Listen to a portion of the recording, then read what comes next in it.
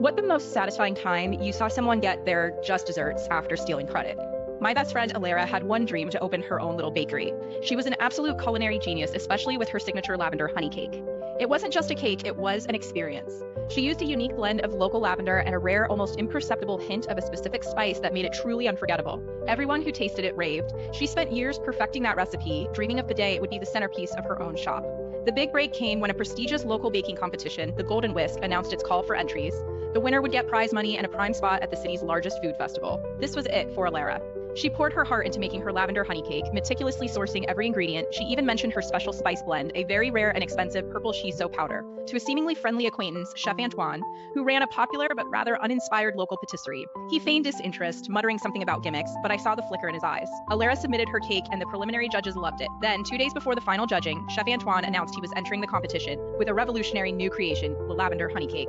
My blood ran cold, I knew instantly. He presented his cake, a blatant copy of Alara's, right down to the unique two-tiered design.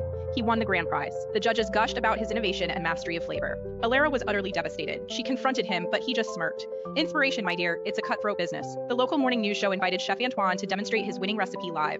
This was my chance. I called the station, pretending to be a food blogger, and gushed about the subtle genius of his cake, specifically asking if he'd be demonstrating the unique floral lift that set it apart. They loved the idea. I made sure Alara would be watching. The day of the show, Antoine, slick and arrogant, was confidently mixing ingredients. He was making a decent-looking cake, but it just wasn't Alara's.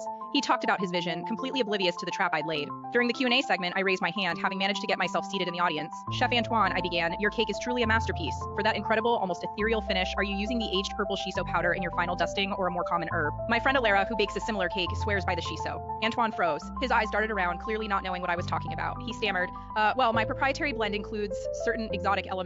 I can't reveal all my secrets. Just then, the host, intrigued by my specific question, asked for a close-up of Antoine's cake. There was no subtle shimmer, no hint of the unique ingredient. Alara, having seen the show from home, arrived at the studio just as the host was pressing Antoine for more detail. She walked directly onto the set, holding one of her own perfect lavender honey cakes. Perhaps, Alara said, her voice clear and strong, Chef Antoine forgot a crucial step. The aged purple shiso powder isn't just a dusting, it's activated by precise temperature and moisture, releasing its true magic. And it leaves a faint iridescent sparkle like this. She held up her cake, which glimmered under the studio lights. The host, a sharp woman, immediately tasted both cakes. The difference was undeniable. Antoine's was good, Alara's was transcendent. The truth unfolded live on air. Chef Antoine's face went from smug to ashen. The competition organizers, watching from home, immediately issued a statement retracting his prize. The local news, sensing a much bigger story, did an entire follow-up segment on Alara featuring her and her original recipe. Alara's small bakery opened 3 months later, bustling from day one. Chef Antoine's patisserie, last I heard, was struggling. He learned the hard way that you can steal a recipe, but you can't steal talent or a fiercely loyal best friend.